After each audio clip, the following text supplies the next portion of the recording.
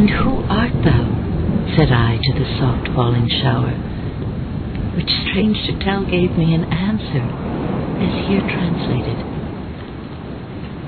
"I am the poem of earth," said the voice of the rain. "Eternal, I rise impalpable out of the land and the bottomless sea, upward to heaven, whence vaguely formed, altogether changed, and yet the same."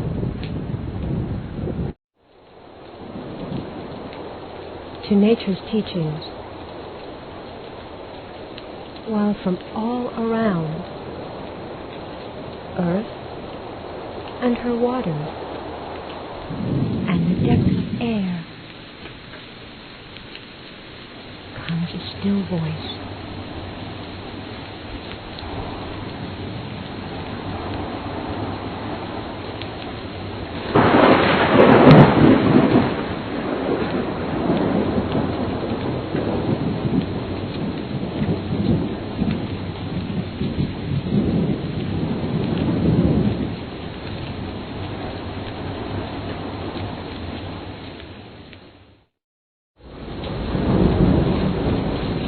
But there is one sight, the very grandest.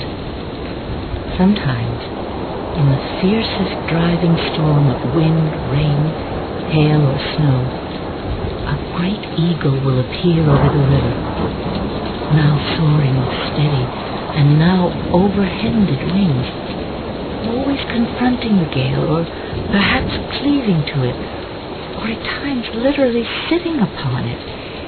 It is like reading some first-class natural tragedy or epic, or hearing martial trumpets.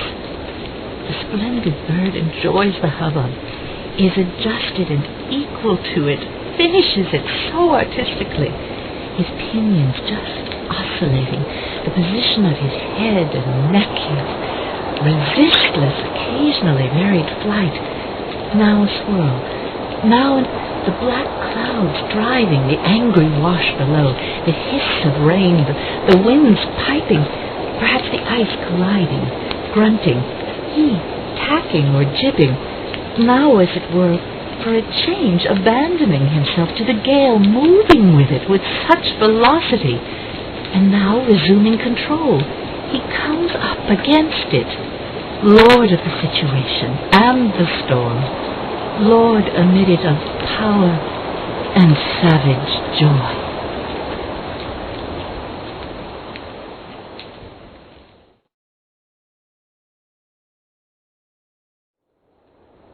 Earth, that nourished thee, shall claim thy growth, to be resolved to earth again, and lost each human trace, surrendering up thy individual being, shalt thou go to mix forever with the elements.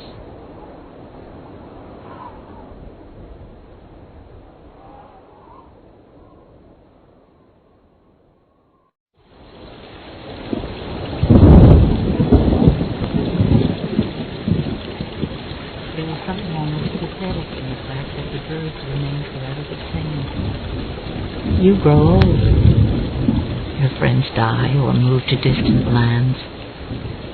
Events sweep on, and all things are changed. Yet there in your garden or orchard are the birds of your boyhood. The same notes, the same calls, and to all intents and purposes the identical birds, endowed with perennial youth.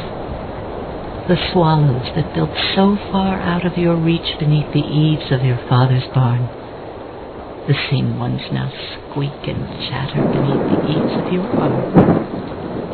The warblers and shy woodbirds you pursued with such ever so many summers ago, and whose names you taught to some beloved youth, who now perchance sleeps amid his native hills. No marks of time or change cling to them. And when you walk out to the strange wood, there they are, mocking you with their ever renewed and joyous youth. The call of the high holes, the whistle of the quail, the strong piercing note of the meadowlark, the drumming of the grouse.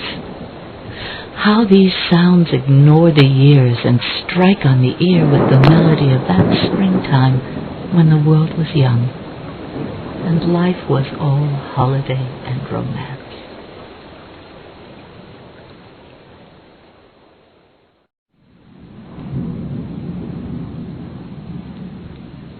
The waterfall at once presents to the mind the beautiful but apparently incongruous idea of fixedness and motion. A single existence in which we perceive unceasing change and everlasting duration. The waterfall may be called the voice of the landscape, for unlike the rocks and woods which offer sounds as the passive instruments played upon by the elements, the waterfall strikes its own chords, and rocks and mountains re-echo in rich unison.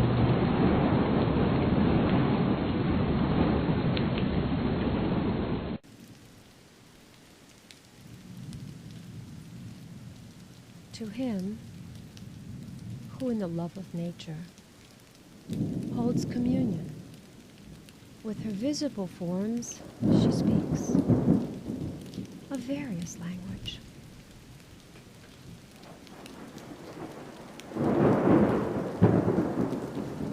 For his gayer hours, she has a voice of gladness and a smile